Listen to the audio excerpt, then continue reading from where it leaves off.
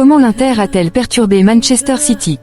Si l'Inter est apparu fantomatique face au Milan, il se pourrait très bien que l'origine de cette fatigue mentale et physique trouve son origine dans la rencontre opposant la Beneamata à Manchester City. Rare équipe à savoir maîtriser la bande à Erling Haaland, l'UEFA a décidé de consacrer un article sur la performance nerazzurra via David Moyes, devenu observateur technique de l'UEFA, qui a vu beaucoup de choses à décortiquer lors de cette confrontation où les deux équipes se sont neutralisées. In the zone, comment l'Inter a étouffé City citation. C'était un match dans lequel nous avons vu les champions d'Angleterre et les champions d'Italie, deux gladiateurs, mais deux équipes avec des approches complètement opposées du jeu. L'Inter a très bien joué pour garder City à distance dans un match très tactique, le but était de construire les phases de jeu avec précision et de contre-attaquer. Comme à son habitude, City a dominé la possession, gardant bien le ballon et faisant preuve de patience dans sa création d'occasion, mais ils ont fait face à un obstacle des plus difficiles, celui de briser le bloc défensif bien organisé de l'Inter. Citation. Une chose qui m'a frappé à propos de l'Inter, c'est à quel point ils étaient non conventionnels et inventifs, avec des milieux de terrain et des défenseurs qui changeaient de position. Parfois, vous voyez quelques défenseurs centraux avancer devant les milieux de terrain dans les phases de construction. Ils étaient interchangeables et tout à fait à l'aise pour le faire. Comme montré dans la vidéo 1, par exemple, on pouvait voir un défenseur central se décaler à droite, tandis qu'un autre montait dans l'axe.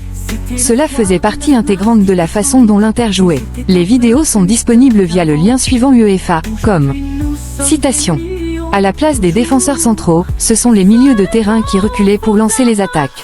En effet, les joueurs de champ de l'Inter présentant le plus de passes étaient le défenseur central Alessandro Bastoni ainsi que Hakan Çalhanoğlu et Nicolo Barella. Le fait que deux d'entre eux soient des milieux de terrain reflète leur attirance vers des positions plus reculées pour venir chercher le ballon.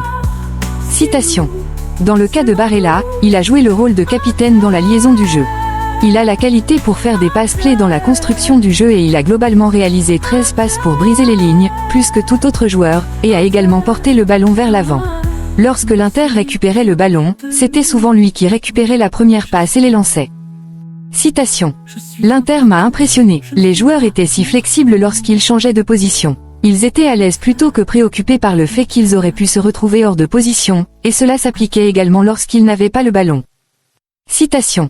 Lorsque l'Inter n'avait pas la possession, vidéo 2, son organisation en 5-3-2 était solide et structurée. Ils ont utilisé plusieurs joueurs pour faire leur bloc bas.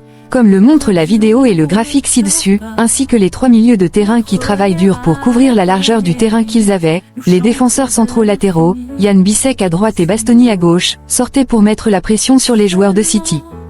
Citation. City a essayé de les punir, avec des joueurs essayant de courir dans l'espace ou de jouer dans leur dos, mais l'Inter semblait bien préparée et savait ce qu'elle faisait et il y a eu peu d'occasions pour City. En partie à cause de cela, l'Inter a bien utilisé son bloc bas et, comme déjà mentionné, avait la capacité technique de milieu de terrain comme Barella et Piotr Zielinski pour reprendre la première passe en récupération et pour aller de l'avant. Citation. Tous étaient bien connectés et tous étaient prêts à prendre des risques défensifs car une partie de leur jeu restait leur sortie de défense qui était exceptionnelle.